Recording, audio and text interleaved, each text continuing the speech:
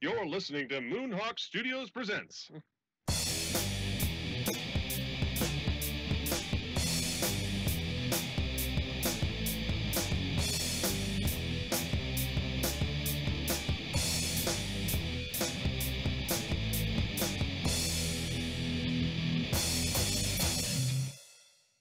All right. My God, that's like 2 in a row.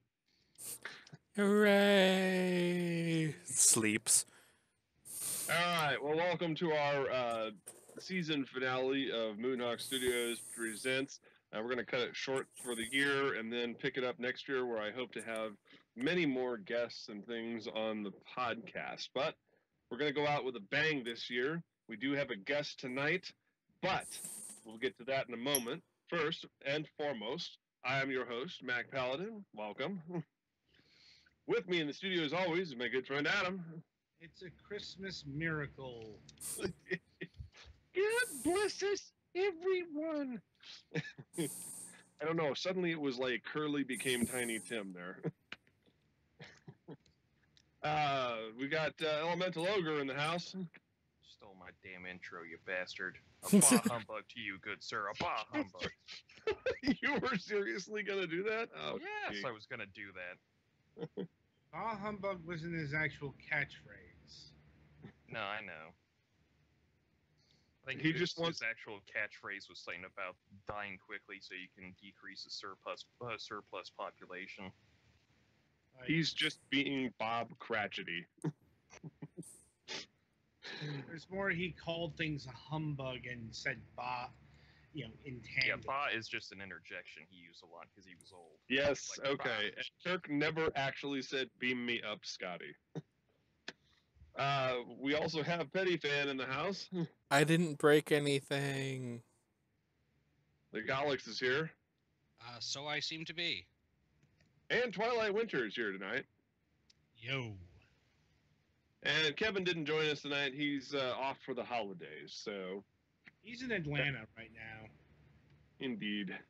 I believe that's the end of the intros. So let's get to the news. Adam, what you got? Well, Christmas. It's 5 days away. And holy hell, how the fuck did that happen?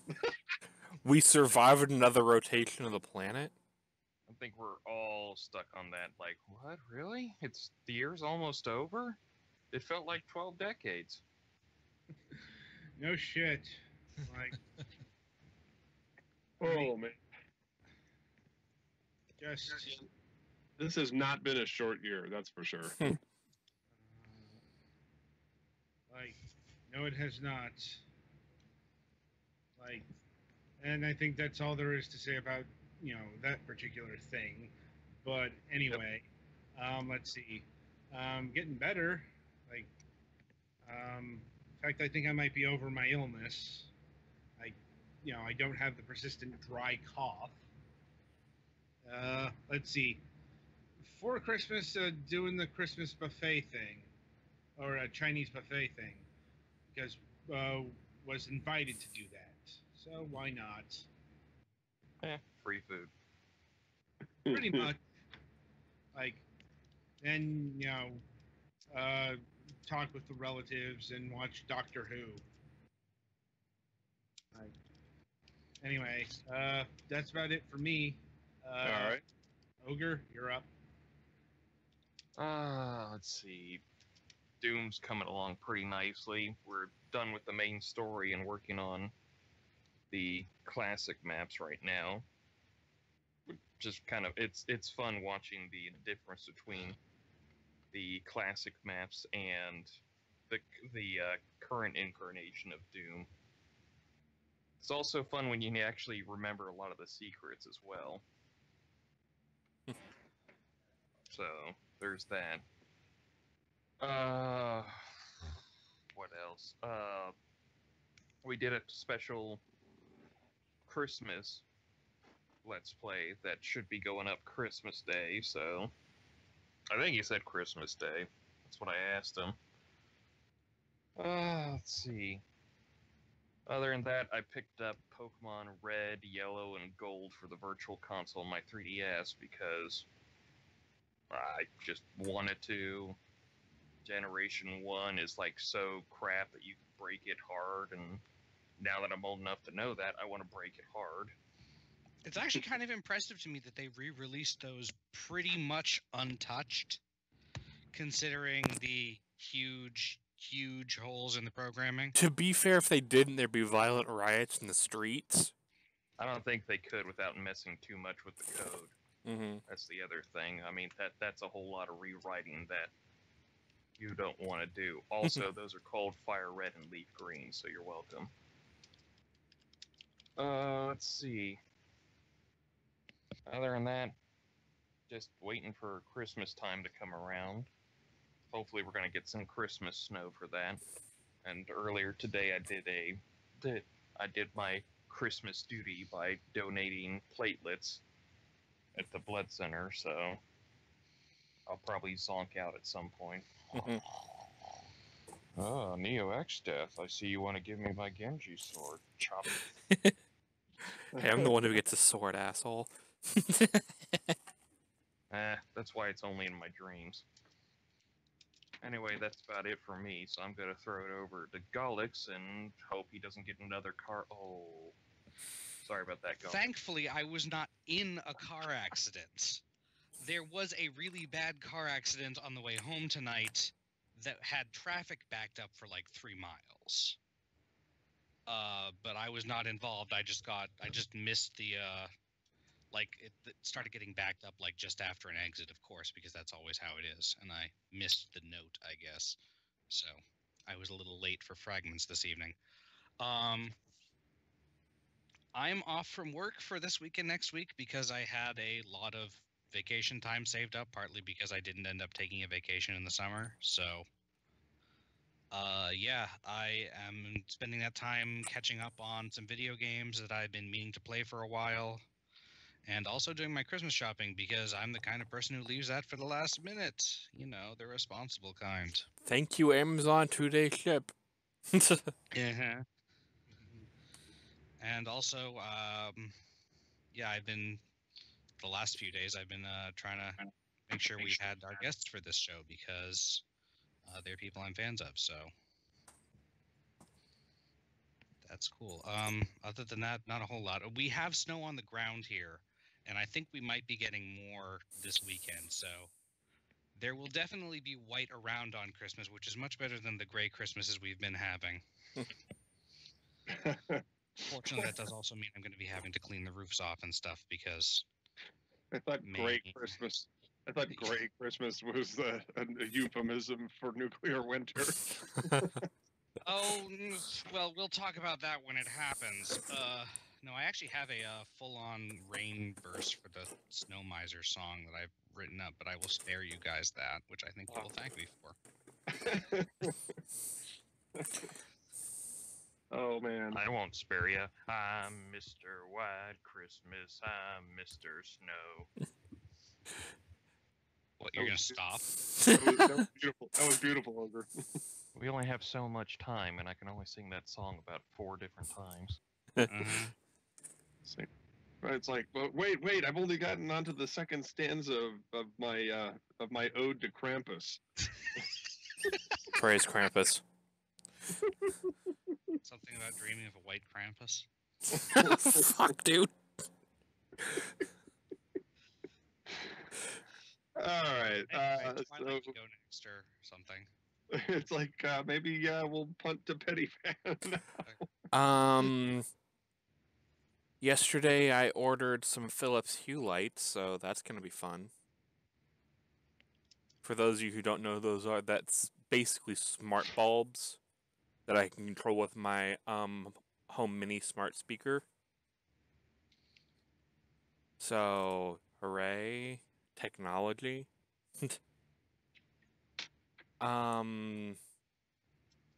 Let's see. I've been playing Horizon Zero Dawn recently because I rented it from GameFly, because why not? And just kind of been waiting for Christmas, really. There's not been a whole lot going on. Like, it hasn't even snowed yet this year. And I think the first snow is, like, next Thursday. So, like, after Christmas, which is weird.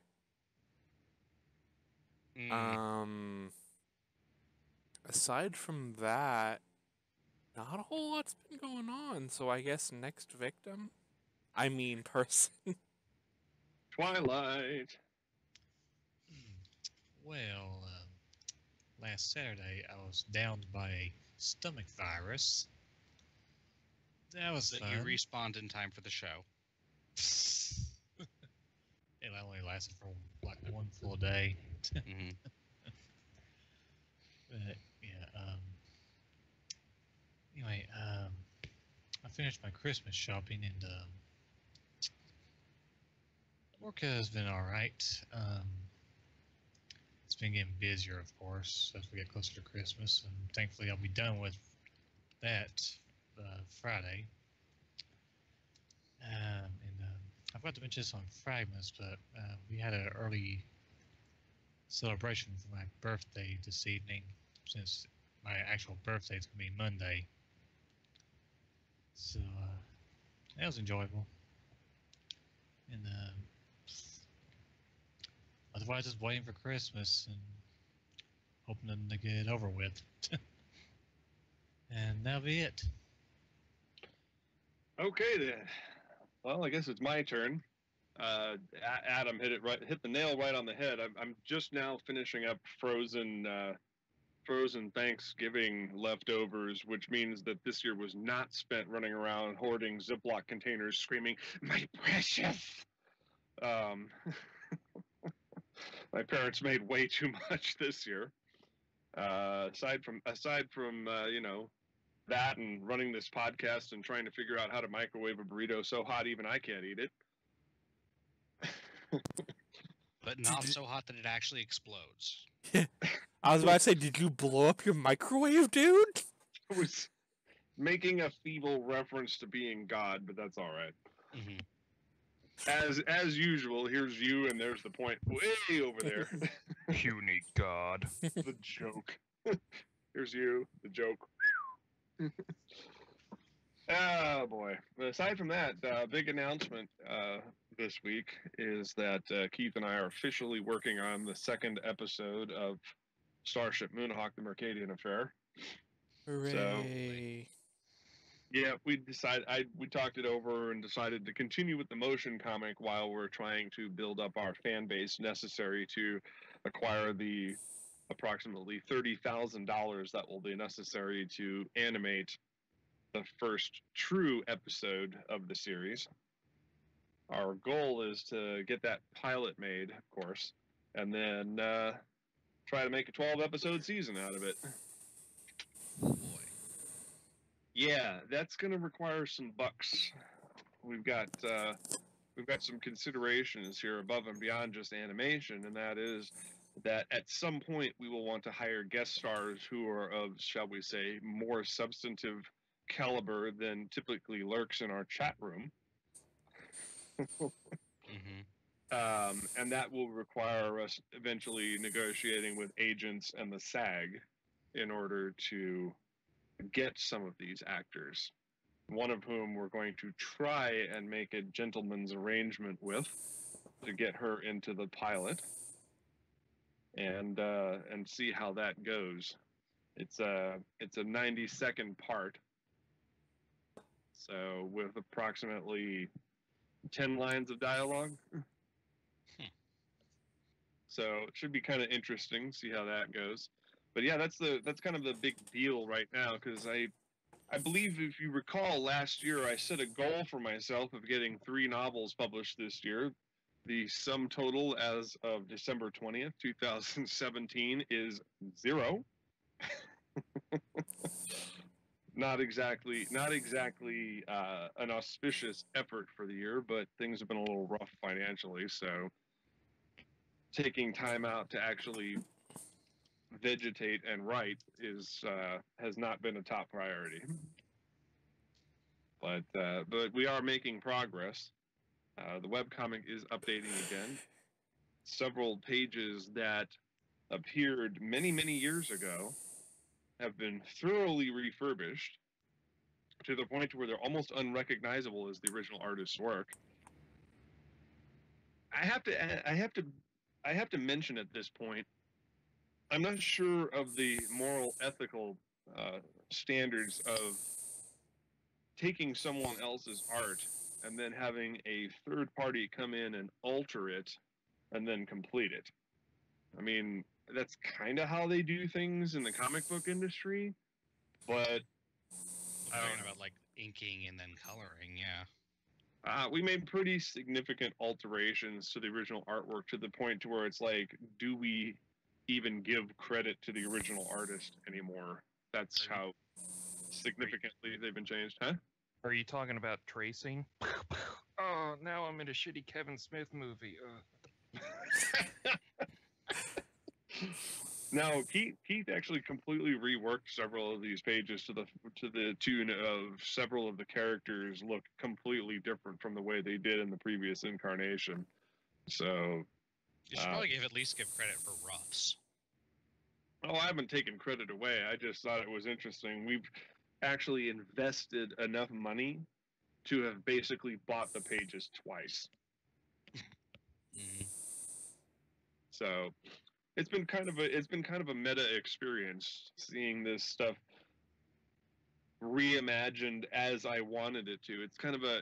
It's kind of weird seeing this amalgamation of the original artist style and Keith's.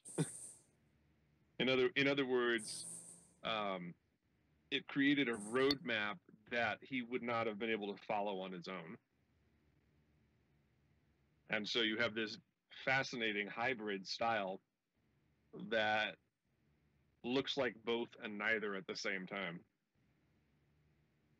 So the other, of course, meta experience being that there is actually a danger that we may surpass the original storyline.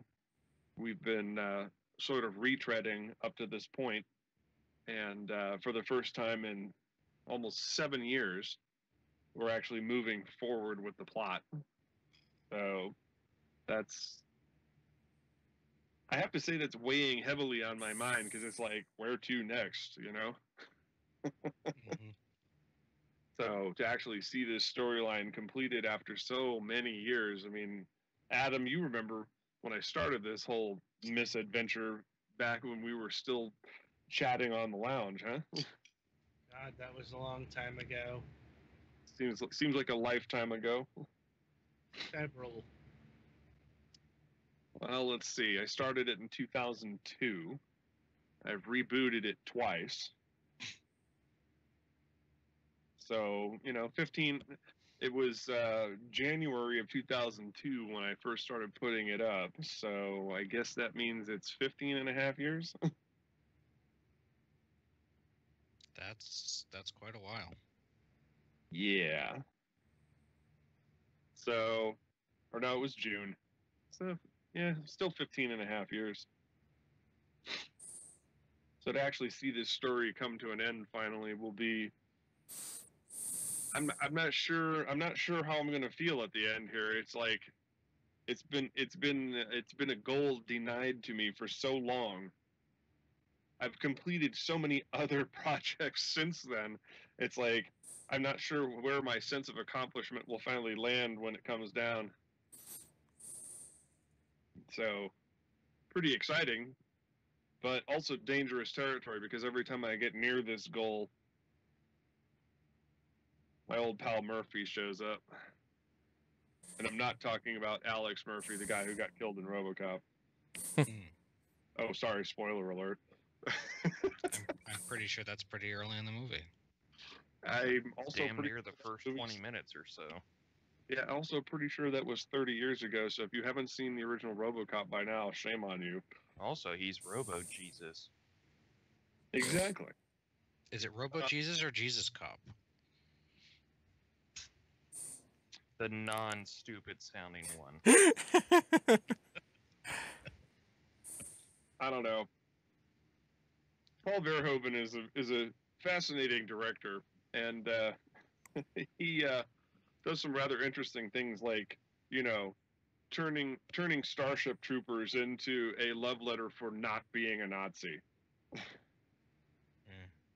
So there's quite a few things that are probably different from the original vision, but I'm a bit of a fan. I like his ham-fisted way of approaching the issues. All right. Well, sorry, I'm talking kind of slow today. I kind of woke up from a nap before doing the show. I don't sleep very well lately, so It's okay. uncomfortable pause. All right, well, that's it for the news. So without further ado, I'd like to introduce our guests for the evening. Of course, we currently have Rick and John of the D-Pad on the program tonight. Welcome to the program, gentlemen. Hey, how's it going? All right, we're doing fantastic here, and I hope you guys are having fun listening to us natter on here. Let's get to the nitty-gritty. Tell us a little bit about who you guys are and what the D-Pad is all about. Sure. So my name is Rick. I'm Rick Desolates. And John, who is with me, we got the D-Pad start. Oh, there we go. He's alive. Yep. I'm lurking. We started a podcast called the D-Pad back in 2011 with my friend Nick Beeble. We did like weekly episodes off an old Zoom. Well, it was a new, I guess, Zoom H4n. We decided one day that we wanted to try taking a swing at those fancy Let's Play videos that seem to be getting popular all of a sudden, and we wound up enjoying that at least as much, if not more, than doing the podcast. And since then, we've just been going nuts. We played, over 250 games, over 4,000 videos. We've been at it since 2011, and we started branching out into different kinds of content too. We like to do some like analysis of games and movies and stuff. The video that kind of literally like doubled our channel size like overnight was one that I put together last October called A Brief History of Michael Jackson's Sonic the Hedgehog 3. Kind of dug into the Not a brief title. And no, not a very brief title. Most of those brief history ones aren't, come to think of it. I need a brief title for my brief history series, I think. But yeah, Abho. Yeah. Brief history of Abho. There we go. We can get some of those in there.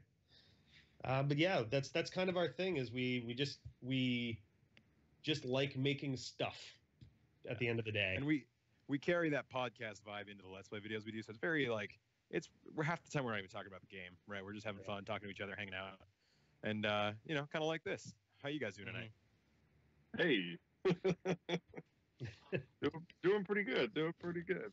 Awesome. Yeah. So as I said, this is our season finale. So we're being somewhat chill and lax with our rules. Thanks for having us for the big finale. Yeah, that's awesome. Thank you. So looking back, haven't broken any of the rules yet. See, I'd be lying if I told you we had any. Oh, all right. Please don't say anything that'll get us thrown off YouTube. It's pretty tough. If we're still here, you're all right. You can go back into our archives on TalkShoe, and pretty much anything Team Meat would do, you don't want to do. Oh, okay. All right. Yes. Anyway, so looking back on the last 6+ years of podcasting and YouTubing, how would you see yourselves then and now? Oh boy. Do you want to do this one first, John, or? Yeah, sure. Go for it. Believe it or not, I would say largely the same at the core. We've had some people come and go. Ben has become a really integral member, I think, which is fantastic. But at the core, it's really just most often me and Rick talking about games, being goofy, Rick being smart, and me being slightly offensive. And that's kind of our formula, and it kind of works. You need that yin and yang. That's important. Right, yeah. If you have people who are too similar, then it doesn't really got to bounce off each other. So and we make the other one shake their head fairly often. So yes. Oh, absolutely. There's a bit of an odd couple vibe that kind of comes into it. I think you kind of hit the nail on the head. It's no matter what format, no matter what the subject, no matter really what project it is we're working on, it's always been kind of the same sort of like mentality that's gone into it, which is we're just gonna do a thing and have fun, and hope that people enjoy the fun that we're having, even if it's not really paying that much attention to what we're doing. We just want to be able to put something out there where people can feel like they're sitting on the couch and hanging out with us. Yeah, and part of the fun for us is like sharing our interest in these games and our love for these games, and the knowledge of these games that Rick researches. So the research is part of the fun, but people have told us, friends and fans have said that we come back for you guys. So it's just about we try to keep the focus on just like our dynamic and just what it would be to just sit around and hang out. We don't try too hard to evangelize or anything like that. Yeah. Do you guys have a favorite game recently? Play. We're actually playing a lot of games that I'm a big fan of right now. We're playing Mario Odyssey right now, which might be the most fun that we've had on the channel in a while. Sonic Forces is fun because it's not good. That one's a very Schadenfreude kind of fun. The last couple episodes are just me yelling. Sonic Mania, on the other hand, was a phenomenal time, and that was fantastic. I couldn't have asked for more out of a Sonic game than Sonic Mania. Yep, and then Mario RPG is we're doing that for the SNES, the mini SNES. Yeah, we've been playing that. That's one of our favorite of all of us, and we've been playing that. And it's great to revisit it. Ben's never played it, so it's been interesting to watch someone see it for the first time through like new eyes. Yeah. So, I'm curious, what games are you guys most into right now? I heard somebody say that they were playing Horizon Zero Dawn. My hetero life partner Rennie, who was on the channel a couple of times, is obsessed with that game and never stops talking about it. So I'd love to hear your thoughts. I'm going to refer that to the Fragments crew here. They have we started this podcast, and we had a segment called Fragments of Silicon back in the early days, and that spun off into its own show. So they kind of segregated the gaming segment. So I'll leave that to the guys. Petty, you were the one who was talking about Horizon Zero Dawn, right? Yeah. I love how that went. Sorry, I was There distracted. was a Sean Spencer moment right there. It's like, It's a good talk. You're clearly passionate about the game. It's like I don't think I'm very far in it though. Like I don't know where because it's so open. It's hard to tell where exactly you're at in it. So I could be near the end of the game. More. Yeah. I could be near the very end of the game. I could be in the middle. I could just be, in the very beginning for all I know. Gotcha. it's like we're like yin and yang. It's like it's yin and yang. Yeah, I've heard it both ways. Could be an hour long. Could be 500 hours long. Who knows? Science has no way of knowing. Yeah, I made that joke earlier tonight, Rick. Oh, perfect. I'm hanging out with a couple of our old friends. I noticed by the screen name I'm using, because Skype doesn't work for me because Microsoft has forsaken me. Our original podcast producer, ironically. Yeah. Oh yeah. So yeah, he's in town from California, and nice. A couple of us had dinner. So my Skype wouldn't work, so he gave me his. So that's how I'm here. It's funny too, you mentioned the Fractured spun off from the main show, because that's actually basically how we got started. People. Yeah. I only wanted having the idea for essentially a gaming and nerd stuff podcast as a spin-off from the show that our friends had for about a year, I think, at that point, called The Open Lounge. Mm-hmm. And it was them kind of documenting their trials and tribulations as independent filmmakers. And it eventually spread out, but that was kind of the start. And I was like, this is fun. This would be awesome to do as our own thing.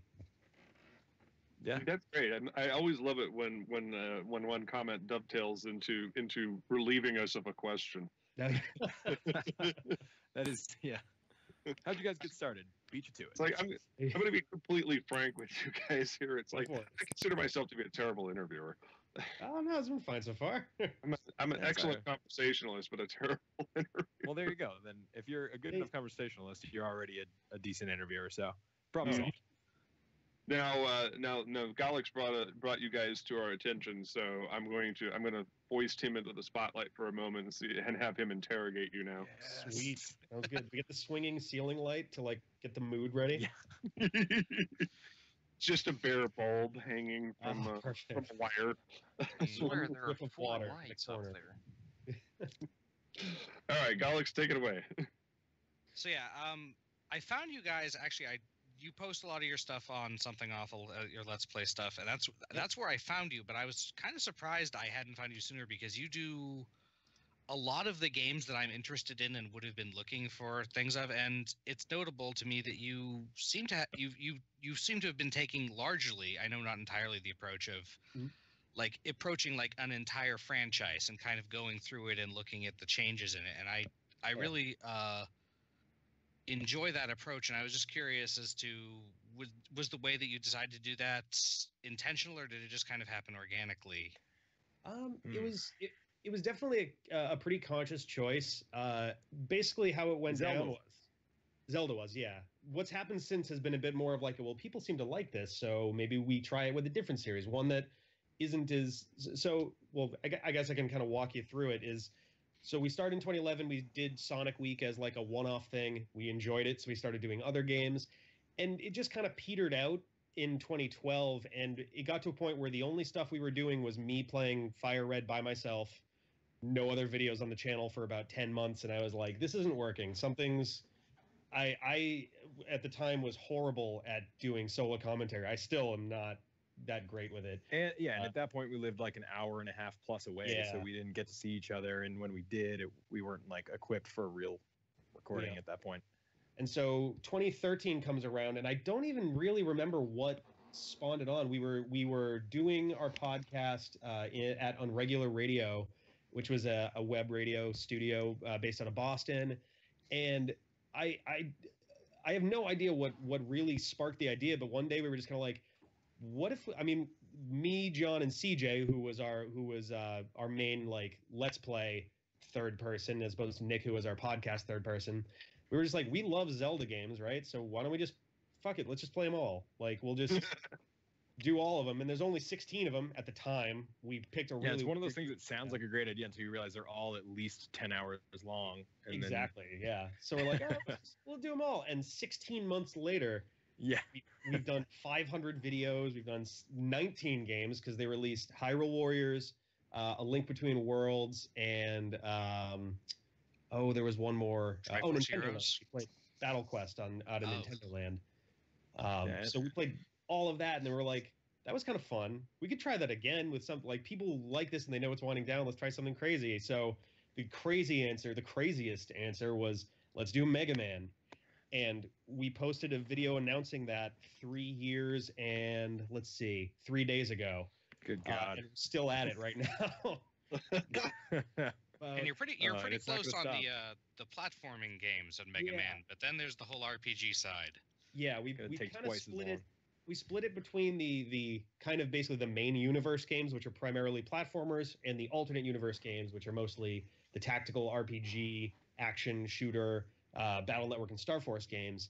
And those ones we're going to be doing for probably another year or so. For the next rest of our lives. Yeah, that's how it feels, man. Yeah. But yeah, on the platforming side, we're down to, I think, 6 games at this point. We just finished Mega Man 04 the other night.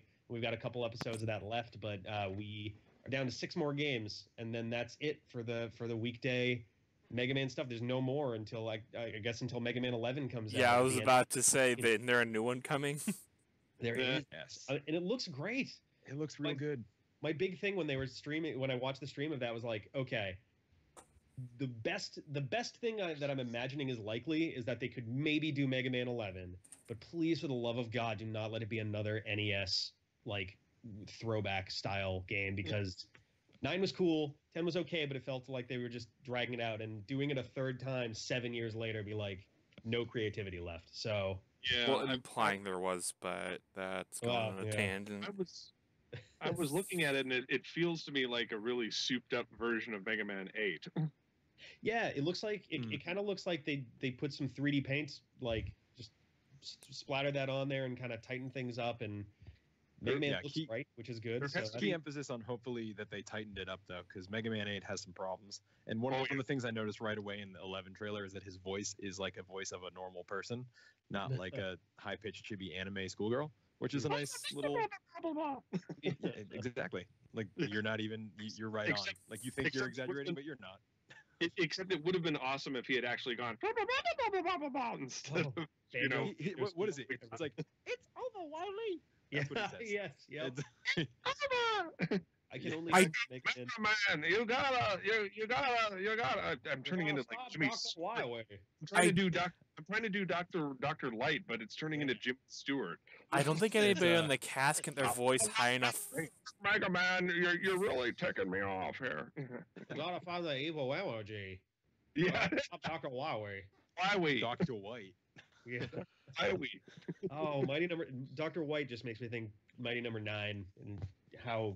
Oh boy. How I'm not still great that sad was. about that. The I- idea for that franchise seemed good, but I Yeah. backed It's that, pretty and I clear have that with so 11, much Capcom was regret. Like Yeah. Capcom's Feels- trying to capture what Mighty Number 9 wanted to be in Yeah. Mega Man 11. It I really think- feels like I think that. the sense that a lot of people I are think- getting at that. I was nervous at first, but I think I'm glad that I invested in Shantae Half Genie Hero instead of Mighty Number 9. I feel like you got the good side of that out of that deal for sure. Mhm. Yeah, that year we had a choice, and it was like, do I spend what little money I don't actually have on this or that? I'm gonna go with the cute genie, Mhm. I heard and that I game's great. have not regretted it. Cool. I think Mighty Number 9 has also helped to kind of de-pedestal designers and directors and developers to a certain extent, like as individuals that get kind of hero worshipped. Keiji Inafune for a very long time has had this sort of reputation as being like, he is Mega Man. Mega Man can't continue without Keiji Inafune. And then 7 years goes by, they put out that awful Rockman crossover mobile game in 2012. Terrible idea. And then he does Mighty Terrible Number 9. waste It's of character horrible. designs too. What's that? Terrible waste of character designs too. Yeah, crossover or no, Over One. That's what the character's name was, I think, right? Yeah. Yeah, that looked pretty good there too. And the character designs for Mighty Number 9 were pretty decent overall, also. But those voices they used, Like an anime fan on prom night, I hope Oh. someone was hung for that. that Yeah, was just- so ridiculous. Deep Silver should be it's ashamed of that move. Oh man, it's the same kind of thing with Hideo Kojima and stuff like that. You know, he got fired from Konami for being a little too full of himself, and I gotta tell you, the Phantom Pain was a pile of vomit as far as I'm concerned.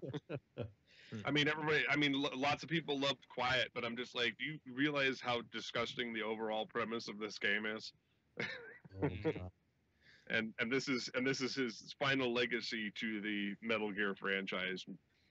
So A weird note to go out on. Gunpei Yokoi, similar idea. His last thing was basically the Virtual Boy, and then he made the Game Boy Pocket exist as an apology on his way out. He was like, I screwed you guys, so here, have a better product. I really need to leave now. And then he died. Yeah. Yeah. Wonder Tried to help with the Wonder Swan and then died. Yeah, I Like- feel like if he'd survived, he might have still had some good ideas left in him. But that was the Virtual Boy was just If Hard to Gunpei Yokoi had not passed, I think that Bandai would actually have a reasonable foothold in the handheld video game market. Because the Wonder Swan Wow. did pretty decent in Japan even without him. Mhm. And it was one of the better attempts anyone really made. I mean, outside the Game Gear and the PSP, I think the Wonder Swan was the third best attempt. And you know, the Virtual Boy wasn't great, but it was cool if you were 13 at the time. Oh yeah, And love that a thing. couple of the games were all right. If it had more support Yeah. and better games, it actually could have been a little better. Well, and also I- wasn't eye bleeding red, but Yeah. Well, there was Yeah, I still people tried it calling at Toys just R went, Us. yeah, put it out. I got used to it. It never bothered me. I mean, it wasn't like pretty, but I kind of looked at it the same way I would look at like a monochrome Game Boy game, you know? It never really got a chance. It didn't have much by way of third-party support. In fact, it had virtually zero third-party support. It was, I mean, Atlas. they yeah. I was released gonna say, hey, Jack Bros was a thing that Yeah. like they, you they need, like, released 5 what of. 30. That was Waterworld. Doesn't Oh, doesn't, God. Well, doesn't the World was the Virtual last Boy one they made, in fact. doesn't the Virtual Boy actually hold the record for having less games than the Jaguar? Probably. It's only Yes. 14 in the U.S. I'm like, Yeah. it had about 20 games. 30 maybe. For the Jaguar? No, the Jaguar had 67 official releases Oh, yeah. and has had a shocking afterlife since Hasbro made the hardware open source. Oh, yeah. That was a recent Oh, that's thing. kind of interesting. Let's see. Mhm. Wikipedia says 22 Virtual Boy games, Yeah, 8 are exclusive to Japan, 3 are exclusive to the U.S. I think I own Nice. most of the U.S. library. I Yeah, me definitely too. own Red Alert, Teller Boxer, Tetris 3D, Wario Land, Mario Clash, Bomberman, Nestor's Funky Bowling. I had Waterworld and Jack Brothers, and You had See, you those two I had didn't Jack have. Brothers? yeah, I did. I played it. It wasn't bad. That sounds like a lie because I think they made like 5 of that. I swear You to know God, what the I craziest- bought the Virtual Boy used off a friend in elementary school or middle school or whatever it was, whatever time it was, and he sold me like his Virtual Boy and like 10 games. It was most of the library for like $200 or something ridiculous like that. Because when you're in middle school, you're an idiot, and so I It's a had all that two-player stuff, console. and they were all. It was all mostly bad, but Jack Brothers was one of the better ones. I've never played that one, but I did learn an interesting fact about it pretty recently. I've never played any of the Megami Tensei series, any Persona games, any of those. But apparently, Jack Bros was the first game out of that entire franchise to be released in the West. Mm-hmm. Oh, cool. So Virtual Boy was everyone's introduction to the universe of Megami Tensei. You know, Wow. not great. The But Virtual I Boy think that's Virtual also one Mario of their Land, I think, is the mascots. best that they made. Yeah. That series. So. Wario Land. Yeah. Yeah, that is a really solid game that is hampered almost exclusively by being on the Virtual Boy. Yeah. They missed a they missed a good Mario opportunity Clash to was fun, release too. that on the 3DS Virtual Console. Yeah. That would have been awesome. Mhm. Mario Clash and Mario Tennis were also both really fun. I have Mario Tennis too, so that's 8, I think. Between us, Yep. we've got at least 10. We've got almost all of them, I think. Yeah. I don't know whether to be sad or thankful that it's basically impossible to Let's Play Virtual Boy games. Yeah. So We'll figure it it's- out. it's I not think a it's terrible- emulatable now. It is emulatable. Yes, they do have an emulator for it, and apparently you can make 3D YouTube videos. I didn't know Oh this. no! Yeah. So it's hypothetically possible. Seizure inducing. Oh, God, yeah. No shit. Let's let me go to the tubes right now and search for Virtual Boy games. I think I put up a test video for that for something like that about 2 years ago. It's not public. Like I left it unlisted, but I just I was curious about it to see how the 3D functionality worked, and like it was kind of neat. Their primary thing for something like Virtual Boy is like, okay, we'll put the two side by side and you just cross your eyes. I'm like, that sounds agonizing. Cross your eyes and hope you don't vomit. Yeah, for 15 minutes at a time, and then It sounds like an April Fool's Uncross- joke. Hey, we made 3D videos. Just cross your eyes really hard. So It's like Magic Eye in motion. hmm now just to cap it off, as I mentioned, I made the comparison to the Jaguar, and as I said, there were 65 official releases from Atari and their partners throughout the official lifespan of the system. But there's been something like 30 odd releases of like individuals and companies acquiring incomplete official games and the source code for previously unreleased games and actually porting them to the Jaguar. So there's a glut of hardware out there, like cartridge pieces and things like that, and developer kits, and people just go nuts on it because basically all you need is a shitty old Amiga computer, and you can make Jaguar games. Yeah, Damn. and Amiga's not that hard to come by nowadays.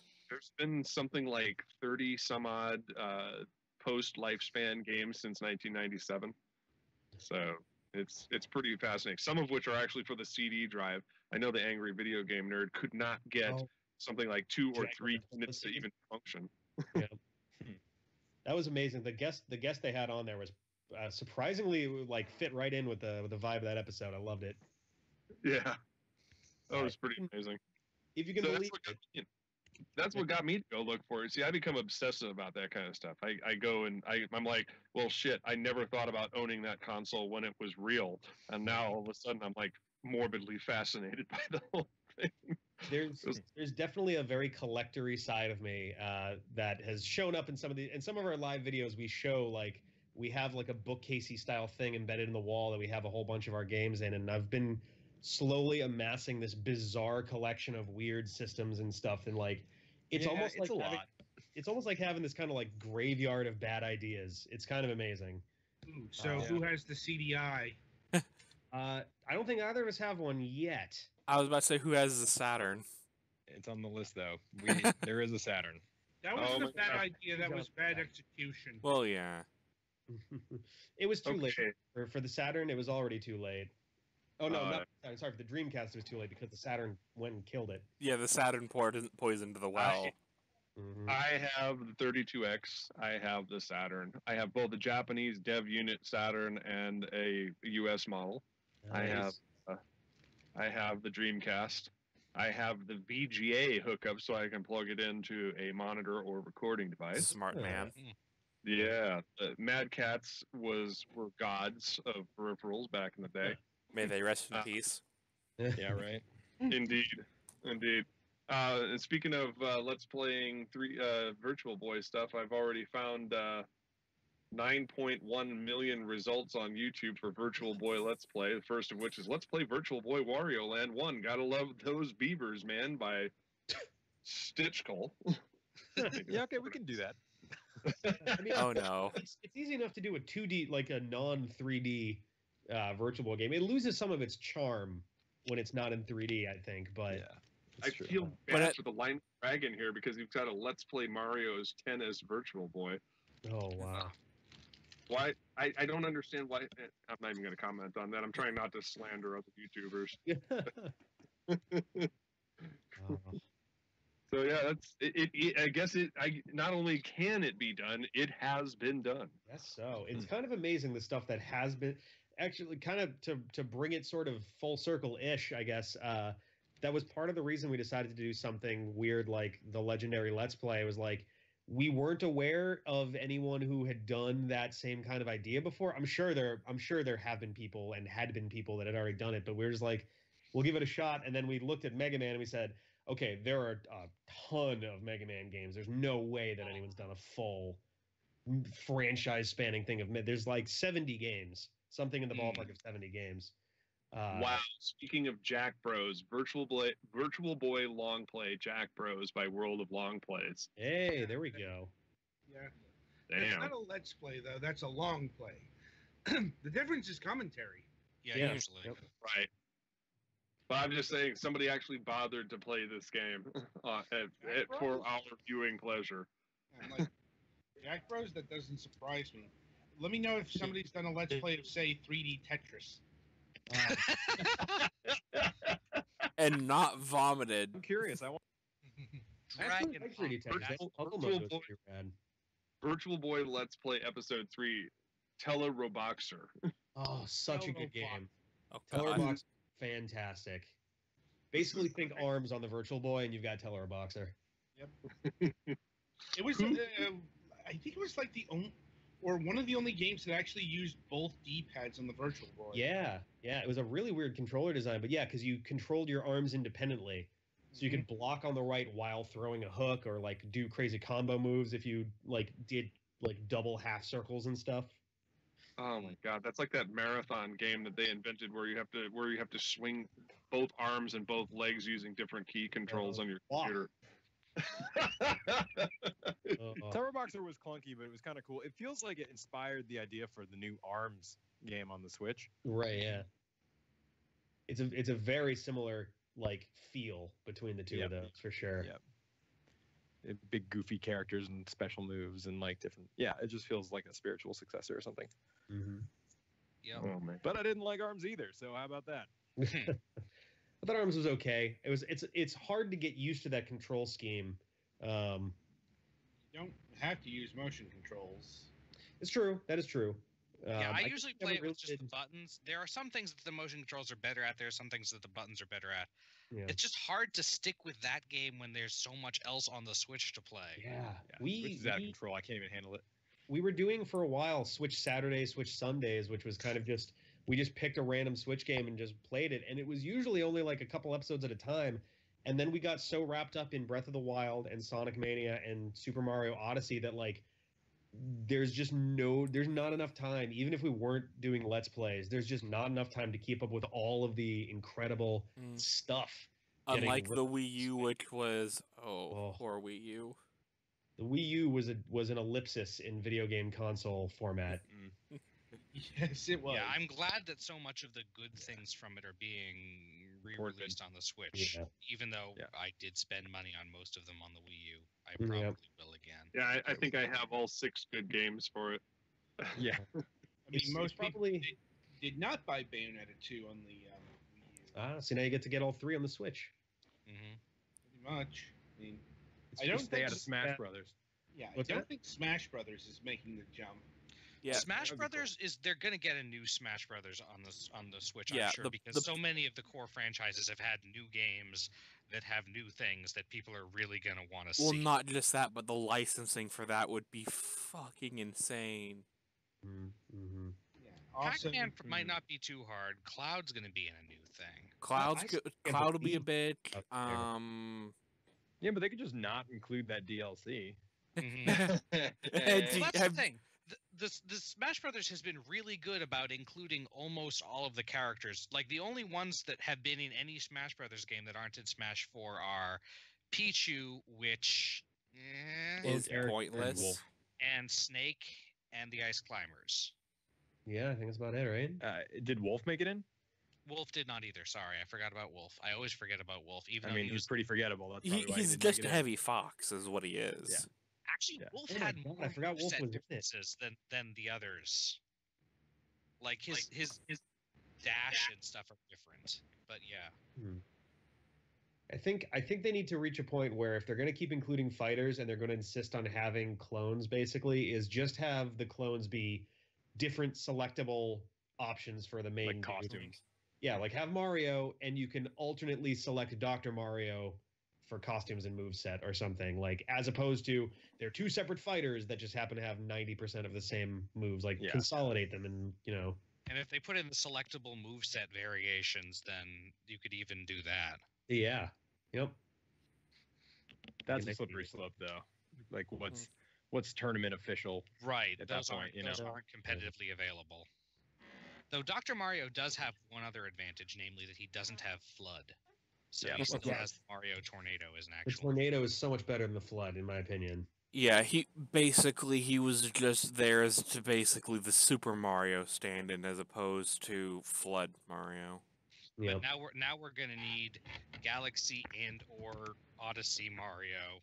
And Yeah, we're gonna need something like Breath of the Wild Link, and there's They- gonna be Bayonetta with new stuff. So she'll need Yeah. at least a new look Mhm. because fashion. You know what? Right. Yeah, I bet that's actually part of why they haven't re-released it yet. They want to maybe do.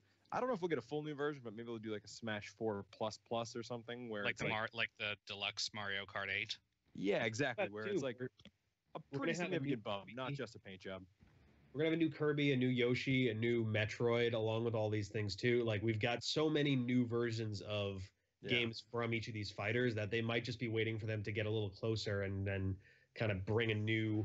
The whole thing with the Switch is reinvigorating all of these franchises. Like every single one has been a major departure from what they've done before. I wouldn't be surprised if Smash, if they're preparing for like a 2018, 2019 kind of deal, that like they might be trying to reimagine it from the ground up with all these new characters and new fighting ideas. Or Smash is taking a bigger break than we think because Sakura. Right. Yeah, poor. I feel for him because like Yeah. he has almost put himself in the ground several times now for that franchise, just Right. for overworking the hell out of himself. Literally and metaphorically. Yeah. Oh yeah. I'm eager to eventually be able to finally afford the Switch. I've as I mentioned earlier in the podcast, I'm in financial straits right now, but I'm Amen. looking forward to it because I still haven't even unsealed my copy of Xenoblade Chronicles X for the Wii U, so I need to get Xenoblade Chronicles too, because I was one of the lucky sons of bitches that actually got the original game as a pre-release with the art book and all that shit for the Wii. So You know, my ex and I, we played 250 hours of that game, and Holy shit. I swam every goddamn corner of that bird people place to unlock every square micrometer of the map. Mm. And we Good did. lord. Stop talking about it. Oh, knock it off. Like, well, it's true. Yeah, and there's another one too. I haven't talked about it since 2012. You know, we just remember it. Yeah, but yeah, and now there's Xenoblade Chronicles 2, which is more of a true sequel, I guess, although it's still different. It's, I guess it's set in a similar type world. I don't know. I don't know all the details on it yet. Xenoblade Chronicles X was merely a spiritual sequel of Yeah. sorts, meaning that it had similar, although oddly radically different gameplay. Well, the Xeno franchise is well known to that. It's just weird That- because these ones have the same suffix to the word. That and apparently 20 unnecessary hours of fetch quests. Welcome to Lots of games have JRPGs. that nowadays, though. Well, Yeah. I think the main complaint is they put the giant robot on the box. You don't get the giant robot until like 20 hours in. Holy crap. But yeah, Well, that's like teasing us with a main character and then finding out, 14 hours into the game that she's dead. I mean, Oh. The So- worst part about that is if you spend that extra time getting her ultimate weapon too. oh god, that and Zestiria. Oh. We're gonna talk about the stereo, aren't we? God damn it! No, I'm just saying in general that kind of, you know what? At first I was just like, I'm just grateful to have as much of Alicia as I have, and then all of a sudden they made that DLC sequel, and I'm like, now I'm mad. Now I want to hang myself with a sleeve. No, I want to hang them. Ah, Oh. It's homicidal rage. It's the healthy version. It's the one where you project outward and don't try to do harm to yourself. The good kind. Exactly. the I good think. kind. I'll get you sent to prison, but it's all good. Yeah, it's the good kind, the kind that makes me want to sit here with my arms crossed, rocking myself to sleep. Anyway. Wow, that got uncomfortable really fast. Yeah. Awkward silence, and we're good. Alex, I believe you had more questions. I have had lots of questions, and it's hard to pick. So, but yeah, we were talking about Kirby, and you we can guys feel are free still to run long. okay. Well, here's a good question. That just because you've done so many, and you're doing the 3 now. Mhm. You still have to get back to Breath of the Wild. You have Kirby that's going to be coming back at some point. But Yep. just saying, if you had to do any other full franchise plays, do you have a short list of 2 or 3 things you'd consider? Whatever's the shortest franchise. So the Tales series is out. Oh, come on, you can bang through those games in 25 hours. There are definitely some ideas. There are even some hypothetical and slightly more than hypothetical plans for future stuff. Mhm. One of the biggest lesson that we've learned in 2017 as a primarily Let's Play channel is that we've kind of I don't think it would be fair to even say we've reached our ceiling. I think we've gone to like the 3rd floor and are hanging out a couple feet Yeah. off the ground in terms You of overdid it. a little bit. And Yeah. admittedly, part of that is I don't think we were quite expecting the Switch to be so amazing Yeah. and be churning this stuff out because it caught us flat-footed, and we've been having a hard time not putting more Switch stuff in constantly. Yeah. And We so- made time in a schedule that was already awful because Yep. of the Switch, and so we are dodging your question, by the way. We don't want to give you an answer because there are some that might actually be announced at some point. So yeah, we can't. I really figured you say weren't much. going to give a straight answer, but it was Yeah. worth a There's- shot. There's a person in the YouTube chat room right now named Ground Poundable. Oh yeah, ground Mhm. poundable. Suggests that Rick would totally love to do Kingdom Hearts franchise. So we had a poll that was up for $1 patrons to like basically tell us what game to play, and the one that won was Kingdom Hearts 1, basically. So we did Kingdom Hearts Final Mix on the PS3, and I enjoyed it a lot more than I was really expecting to. And we kind of talked about like it. That one's, I guess that's one of the more open secret ones, is that at some point we are going to do more Kingdom Hearts. It'd be nice to kind of walk through the series, especially since Kingdom Hearts 3 is in this immense state of flux as to what decade it's going to come out. So, Kingdom Hearts is definitely something that we're going to get back into, but certainly not with the same fervor as the Legendary Let's Play, the Mega Let's Play, the Super. It's on the radar, but it's a slow burn for us. Yeah. Especially because it's RPGs, and there's as many Kingdom Hearts games almost as there are Zelda games at this point, and Kingdom Hearts is decidedly longer in almost all of those cases. Yet another franchise that they can't count to 3. Oh wow! Supposedly they're counting to 3 next year. Yeah, they got all the way up to 2.8.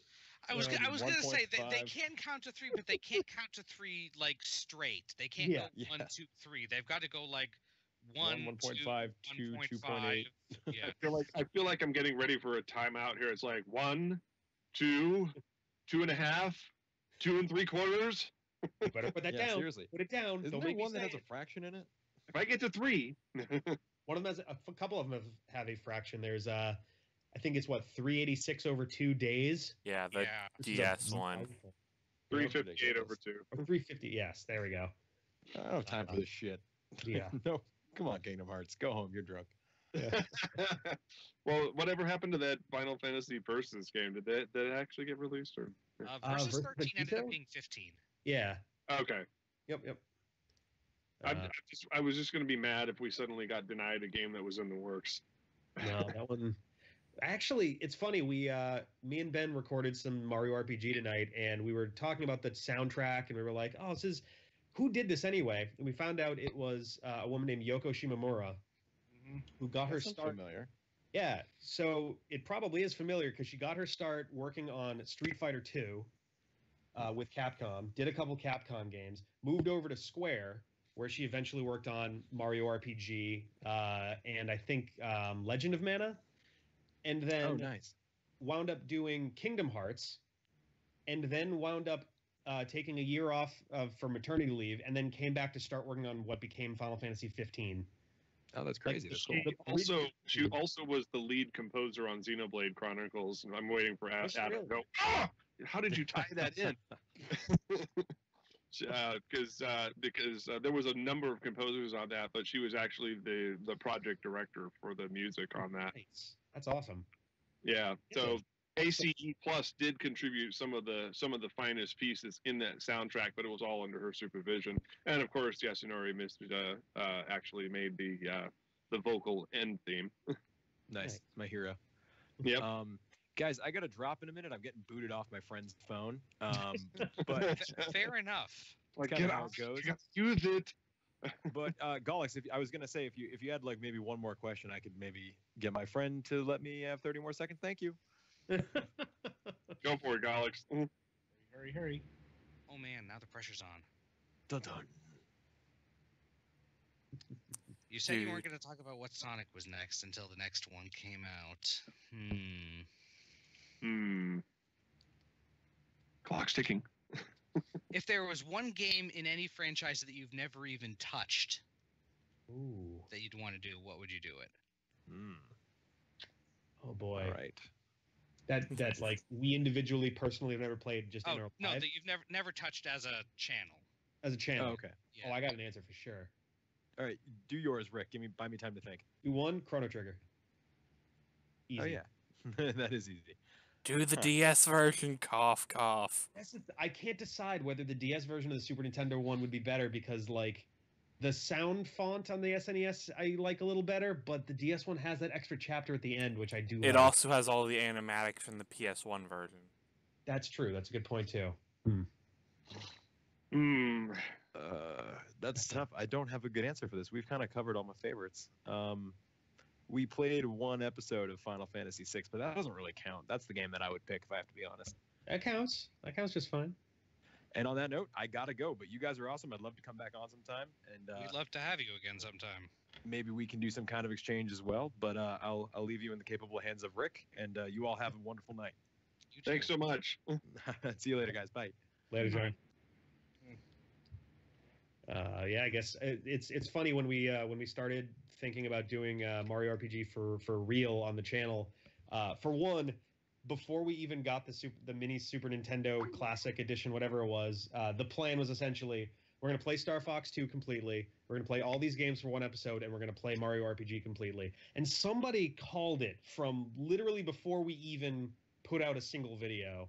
Someone said, you know what, I bet they play through these, and then they end by doing Mario RPG the whole game. And I'm just looking at the Discord chat and was like, seriously? I don't know if we're just that predictable or what, but we love the Square Enix Super Nintendo games, and like all of them are awesome, and any and all of them we would love to do.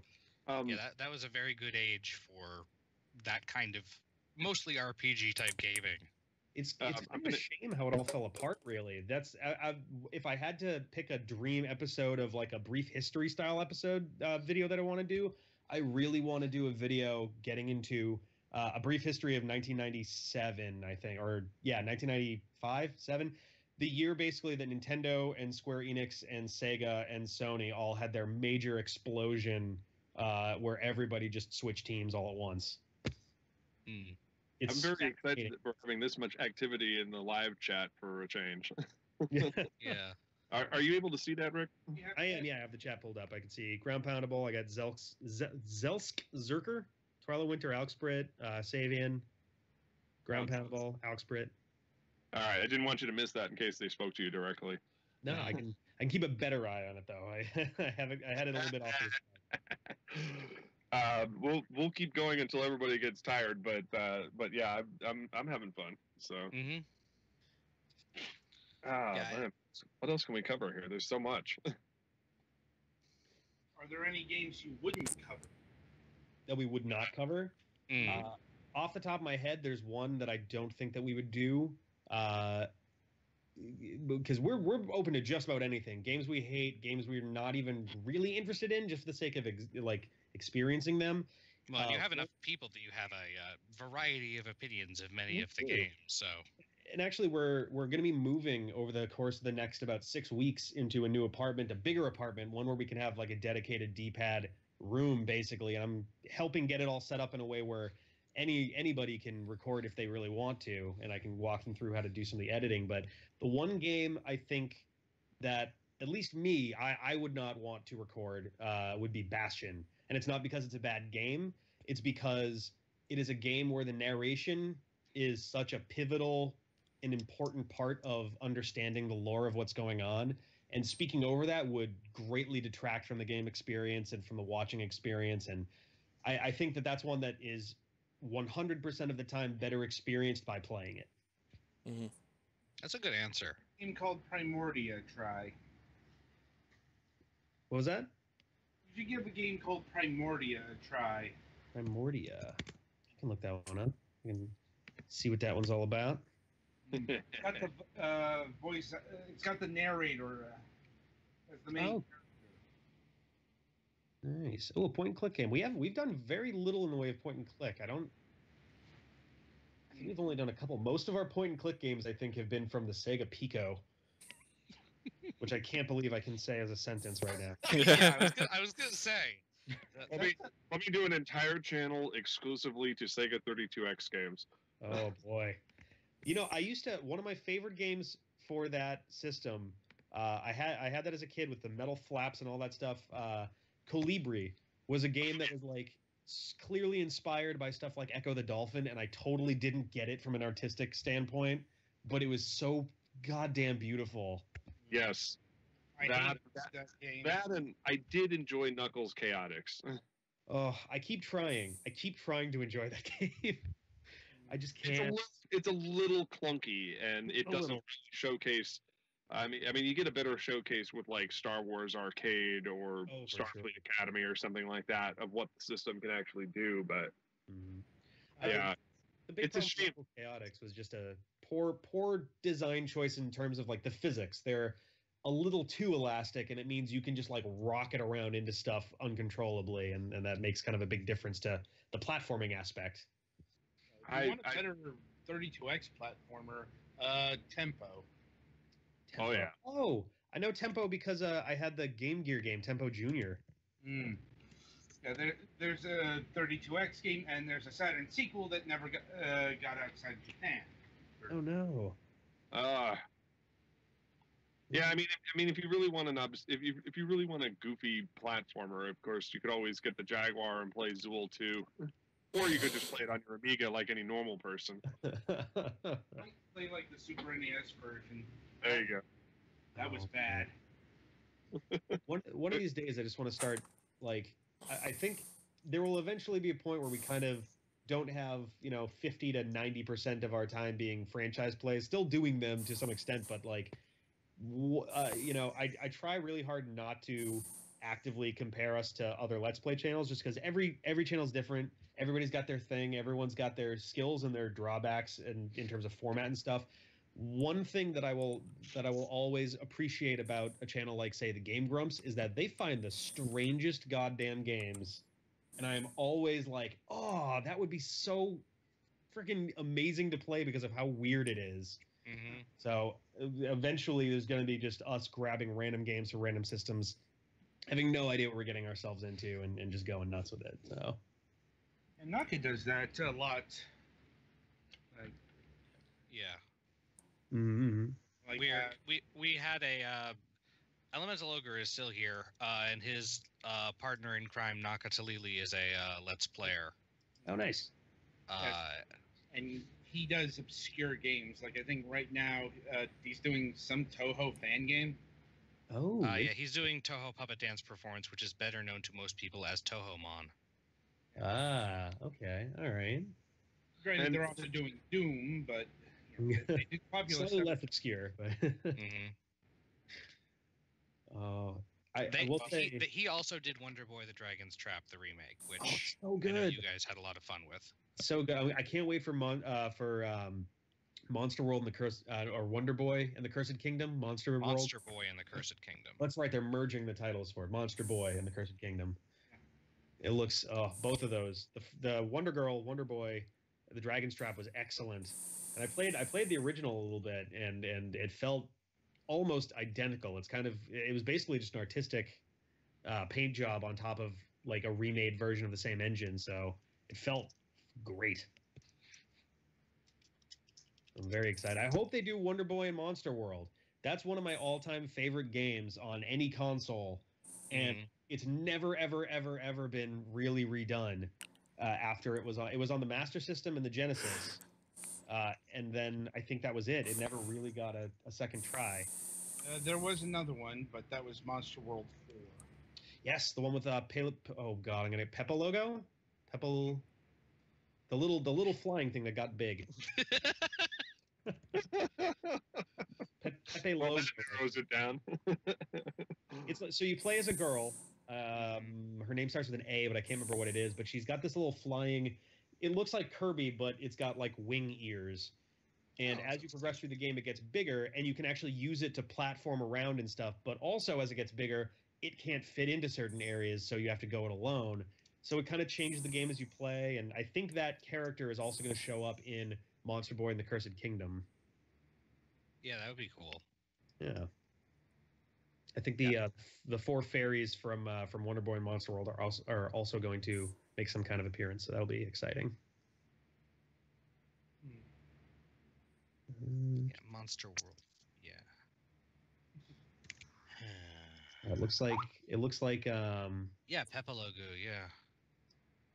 It looks like it got Wonder Boy and Monster World got ported over to the PSN and Xbox Live Arcade back in 2012, but it's never really been fully remade in any way, just ported over.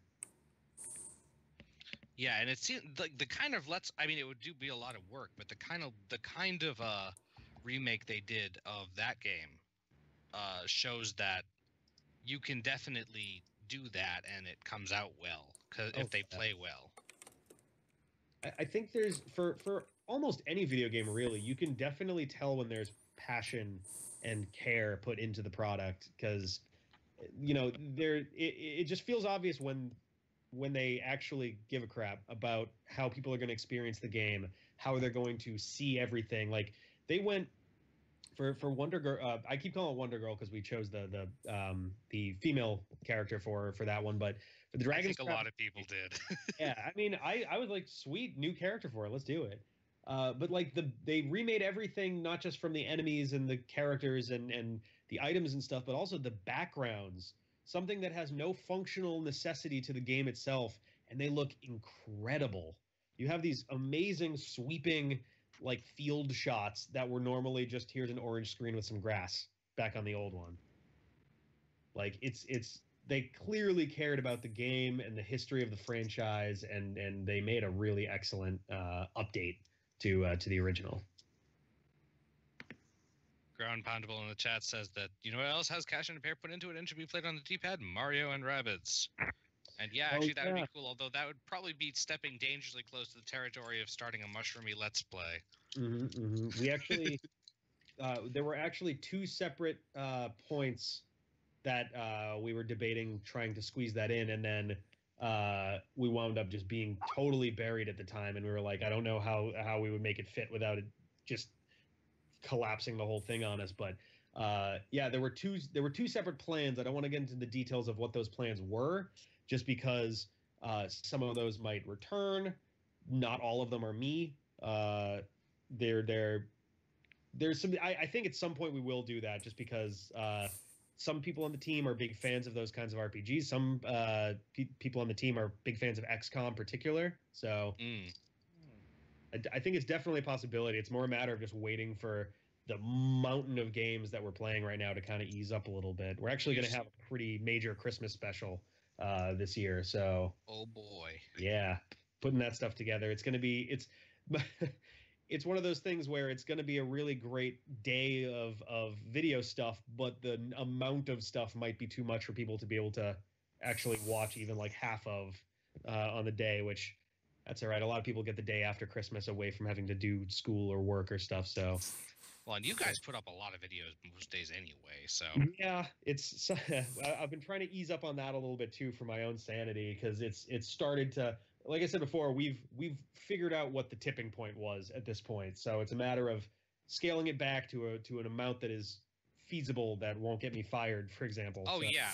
Definitely don't burn yourself up. Don't get in the way of your own day job. Right. But yeah, no, I just think it's impressive that, especially since I think you do pretty much all of the editing for that. So currently it's 100%. The only stuff that I don't edit is stuff that John or Ben streams, which I don't even know if John's actually done any streaming yet. So the stuff that Ben streams. But yeah, we've done at this point about, I think, 4,120 videos, and most of them are about 15 to 20 minutes long. So it's some ridiculous amount. Like just from the recording side, we've made about probably 1,200 hours of content.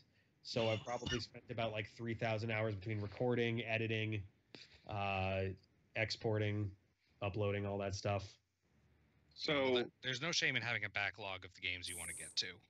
Yeah, and we do. We actually have a whiteboard that sits off camera whenever we do live stuff, that has a couple of games that we'd like to get to when we have a better chance for it. Chrono Trigger, for what it's worth, is on there, as is Kingdom Hearts Chain of Memories, as is Mario RPG. I think we can wipe that off now. So that brings up an this is a bit late in the interview to ask this, but that brings up the interesting question. If you're able to produce content virtually every day, do you guys actually make a living off of your channel? Not even close. To be totally honest, not really.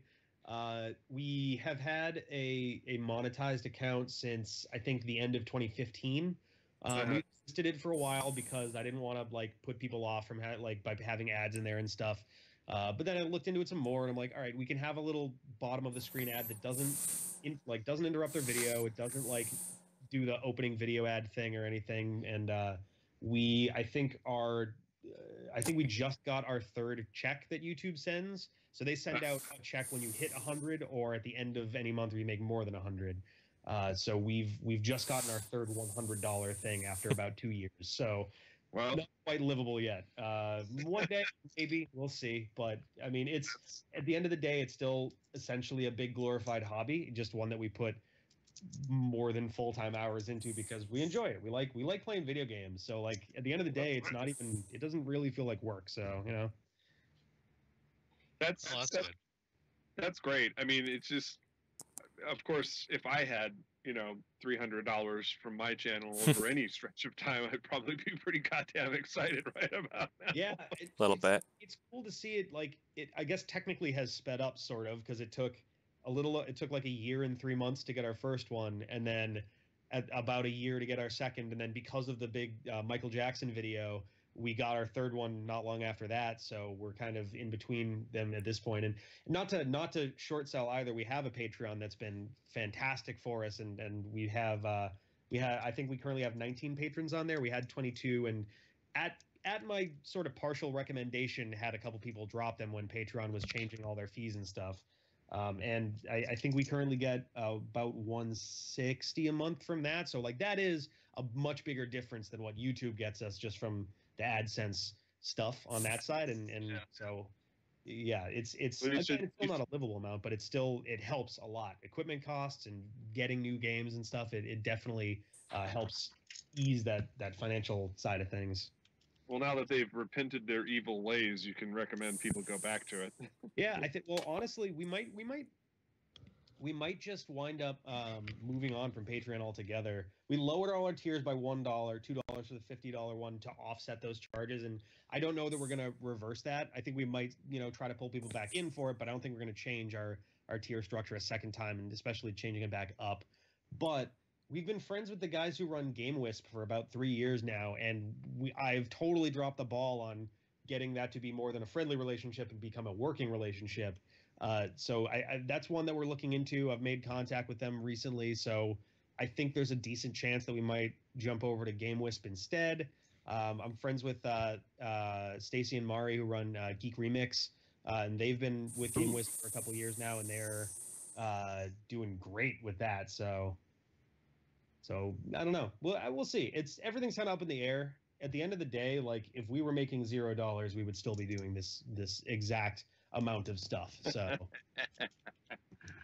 I guess I kind of know those feels. It's been an interesting ride for us. I mean, we've got you guys by about a couple of years, and we originally started on Talk Shoe, which at the time seemed like a great idea.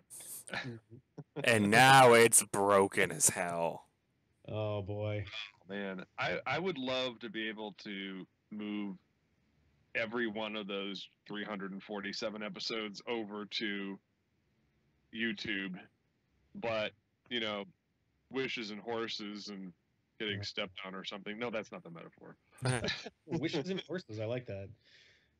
Yeah, beggars and riders.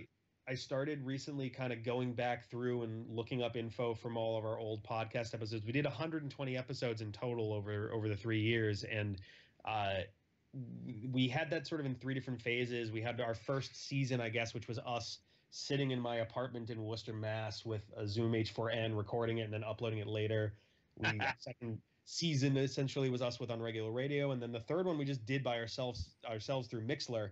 And as far as I'm aware, the Mixler ones are the only ones that have really survived, because we didn't own dpadup.com, our old site, for a couple of years, so all that data was gone. I actually rebought it recently just so that I had it for good.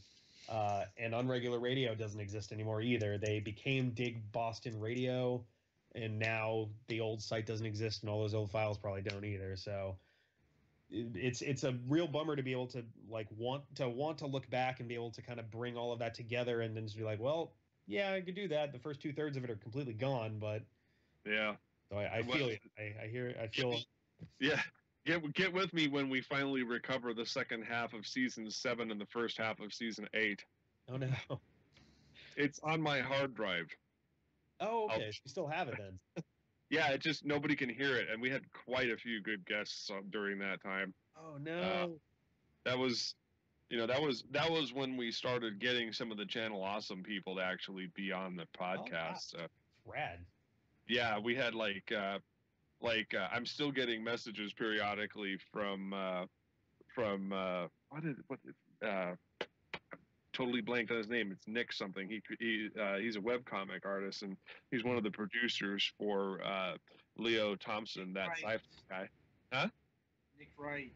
Nick Wright, yeah. He's like, hey, did you ever find that season 7 opener? And I'm just like, no. Think about that.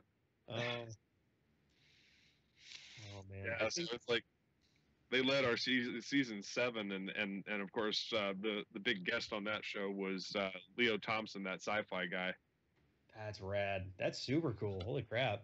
Yeah, so and I met Doug Walker at in Huntsville, Alabama at CamiCon, and we tried to get him, and it was like me and my cohort Keith. We tried to get him on the show, and then he's like, "Oh yeah. Talk to Rob. I gotta go. Bye." Oh, no. You know? Talk to them. Oh, you can We talk were to them. so You can talk to them. close. We were so close. But he doesn't do podcast interviews, so the hell with that guy. So yeah, depending who you ask, there's a lot of things that he doesn't do anymore based on how the various ventures have gone. It's been interesting to kind of watch that whole channel and everything evolve over all of these years. My God, they've been at it for a while at this point. About 10. Yeah, I was gonna say it's got to be about a decade now, right? Yeah, and we're very excited to have guests like you on the show, because we're really trying to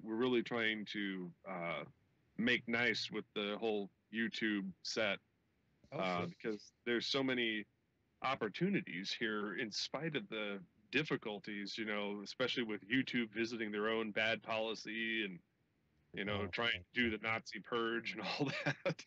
There's a lot. YouTube's kind of going through some weird, angsty growing pains right now, where it doesn't seem to know what it actually wants to do. And hey, why don't we try out this massive demonetization Autobot in beta on our active user base? That's totally cool, right? And I think it's definitely a Decepticon and not an Autobot. yeah, yeah, maybe.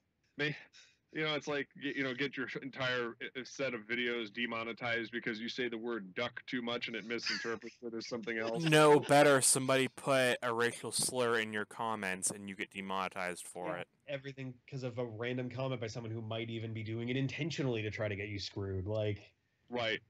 I mentioned Nazis now twice on the show, and so this whole episode, this one's not going to get anything for you now. Yeah, this episode's gonna be like, I got a nickel over the course of a year. I made there was this cool website that I can't remember the damn URL for. I might have to look it up later. That you can make these like not exactly a flow chart, but like it looks like a tree sideways. And the idea is you're meant to use it for like budgeting and things like that. And it shows you how everything breaks down. But I was like, all right, what if I took the content for the channel and kind of used that to sort of break down and get a visualization on what we use everything for. Oh, and I saw those when you posted them to Discord. That's a pretty impressive way of laying things out. Yeah, the problem there is that the last one I did, I think, was 2015 out of that list, and that year alone took something like 2 hours to generate. So I'm like, and we only heavy sarcastic quotes did something like 600 videos that year, and this year we're probably going to end up at around like 1,150, 1,200 videos. So yeah, I was gonna say, you said on the hangout the other day that you were up to about 1,200. So yeah. So that's if I was to do a 2017 chart of that on its own, that's easily an entire afternoon of just doing one of the 2 remaining years that I haven't covered with that. So I'm just like, maybe I'll let it lie. But basically, while doing that, I wound up getting to go back and look back at some of our stuff from the beginning, which is always kind of humbling to sort of. The first video we put on our YouTube channel was a 5 Days a Stranger series where the mouse, because we were using something like Fraps to record, the computer mouse is sitting dead center in the middle for all 11 episodes of it. Yep. It's one of those really noticeable, like, it doesn't detract from things. Right. You just let it super noticeable. Yeah. But while doing that, some of our 2011 videos that are now 6.5 years old are demonetized by this bot. And it's like, dude, there's no chance that a single one of these videos is going to suddenly get 1,000 views in 7 days. So these are just going to stop doing anything at all for us. And it's just being handled so badly. But yeah, it's like, man, pointers. That's funny. That's almost like people who upload videos that say this was created in such and such video encoder beta version. Oh man. Or unregistered hypercam. Hypercan, yes, unregistered Hypercan Unpaid. 2, usually. Yeah, unpaid. And you're like, come on, guys. Like the DVD logo that bounces diagonally across the screen. You get like a little watermark in the background that's just like doing something, and It's like you guys do realize that if you ever do make money off of that the IRS is going to want to know where your licenses are. It's true. Yeah, that's actually come to So we for this entire time, for at this point almost 7 years, have been doing this just as ourselves out of our pocket. And anytime taxes come around, I just put it all in as myself. Income, expenses, all of that. But I think we're actually going to be registering ourselves as an LLC in January for the first time, just because we're with Patreon in particular. Like we're reaching a point where it starts to become difficult to put that in there and make it not look super shady. So I feel like covering our bases and covering our asses and making sure that everything's above board is, worthwhile. Plus, if everything explodes, then I don't suddenly, go to debtor's prison. So that's nice. That is always a bonus. Yeah, fortunately, we've always used online services for this, so we've dodged a bullet on that one. Nice. Mm-hmm. I'm gonna wake up one morning and I'm gonna get a letter from EMI Publishing being like, hey, yeah, that video that you made last year, we're gonna sue you for a lot of that stuff. I'm like, oh crap. Well, time to burn everything down. What video? There's no good run. Who's D-pad? It's been a good run, but the channel is gone. The channel ever up and vanishes. That's 90% chance the reason why it would suddenly happen. And your house suddenly disappears. Yeah, we know what happened. The Jackson estate is looking for me. I gotta go. I gotta get the fuck off this planet. Oh God. All right. Since I'm sure everybody's getting a little bit tired, as much fun as we're having, we should probably wind down a little bit now. Does anybody have any final questions before I do the wrap up? I think I'm good. I asked most of the questions I had prepared. I'm not the best at preparing things, but it's been a great time talking to you guys. So fun fact here. About 2 hours before the show, I get online. I get off work and I get online and I'm like, hey, is the D-pad ready? And Galix is all, yeah. And I said, okay, I don't have time to watch 3,000 videos in 2 hours, so make sure you got your questions ready. And he's like, oh God. And I'm like, I know you're about to go do fragments right now, but if you could just scribble down on a little Post-it note some ideas. Yeah, and if you're keeping track of time, I was stuck in traffic at the time. That's the only reason I was able to answer the phone. Oh no. So that's how prepared we are. I told you we have the budget of a microwave burrito around here, minus the microwave. And minus the burrito. We all come from the same kind of mindset with this kind of thing, because if the funniest similar story to this that I can think of is there was an episode of our podcast that we did probably in 2014, and I think I still have this somewhere, where I wrote down my intro, because we did like a Stephen Colbert style intro where it's like joke 1, joke 2, or like tonight thing 1, thing 2, thing 3, and then a joke about some topical thing, intro music, we come in. And there is a dollar bill that I wrote my intro on and the beats for that episode, because I had no paper, no laptop, and I have literally $1 in my pocket, and now I'm gonna write it. Facing currency. Yeah. Now we're spending time at the federal crime, mint. so How about that? Where's George Dock? No, wait, that wasn't a joke. That's just on the dollar bill. Zelsk Zerker said a brief escape from the Jackson estate. Oh, nice. Yeah, I see that. Oh man. That'll be the film. That'll be, if we ever do a D-pad movie, that's what it's going to be about. The Jackson Estate is coming for me, and it's a wacky hijinks road trip escape movie. If I can just get to Tito, I can explain it all. Yeah, filmed all in green screen. Oh God. You're like running in place. Oh, got to do it incredible or amazing bulk style.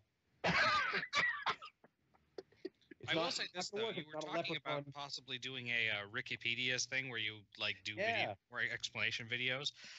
I think that the way that you've done the videos that you've done for explaining things, that you could do a really good job with that. I mean, I know it would probably be a big job, but I mean, the hardest thing right now, because like it's been an idea kind of in the back of my head for probably about a year and a half, maybe 2 years now. Basically, since right before we started doing most of our brief history stuff. I think a brief history of Capcom was the first one of those that we did as an intro to Mega Man, and I was like, that was kind of cool. If we need to like do some other stuff like that, so like yeah, the hardest part honestly is thinking of good subjects to talk about because I feel like if I don't organize myself, I'm going to turn to Michael Stevens from Vsauce and just be like, "Hey, dirt is on the ground, but you know what else is ground? Coffee." Boom, boom, boom. Ghost music, and then start talking about cacao or something. Like, there needs to be like a focus. Or I'm just going to do a trillion of them in 12 minutes. yeah. Wow. All right. Last question. What upcoming events and or appearances would you like to plug?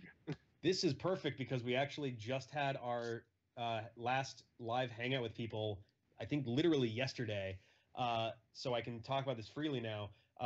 Me, John, and our buddy Ben, who was asleep about 20 feet away through a door right now, are going to be at MagFest, which is I think 2-3 weeks from now. We're going to be there from Thursday afternoon through until Sunday morning. And in addition, I'm going to be participating in the Mega Manathon 6 with John as my co-pilot. We're going to be playing Mega Man Extreme. And then I guess immediately after us in the next slot is going to be Matt Papa from Inti Creates doing 2 games in a row. So I'm definitely going to try to get a handshake and not be super awkward about it.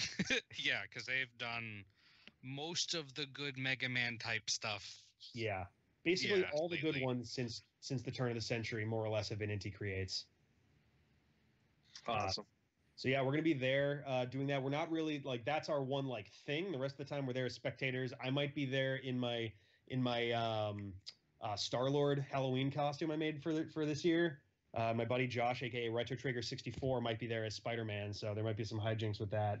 And we'll be hanging out with the Champster, also our buddy, who I believe is performing as part of the Chip Space. So lots of cool stuff with that. Outstanding. Sounds like fun. I kind of wish I was going, but I don't travel well.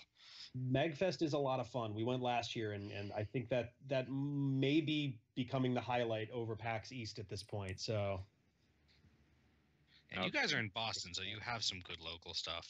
yeah, there's PAX East is kind of the big one that we do, though we try to get it in Boston Comic Con when we can. I haven't done Anime Boston in like 12 years. And I think there's one more that I'm forgetting. I've never gone to a Regia, but I know that's nearby, and there's a couple others as well. But Outstanding. Yeah. Well, Rick, I gotta say thank you so much for being here. Extend our thanks to John for also making the podcast. Absolutely, thank you guys for having us. Congratulations on the season finale. Yeah, it's hard to believe 13 seasons. Although it would have been 15 if I hadn't hiatus for a year and a half. But yeah. We're pretty excited. We're pretty excited about that, and we're looking forward to starting a new season 14 in January. So, again, thanks for being with us. Grant us some holiday cheer and all that. Thank you very much again for having us.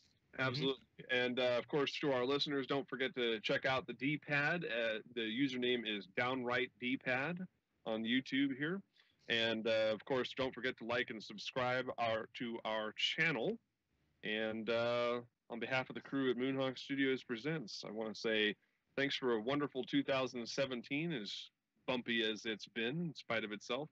But we'll look forward to seeing you in 2018. Thanks for listening.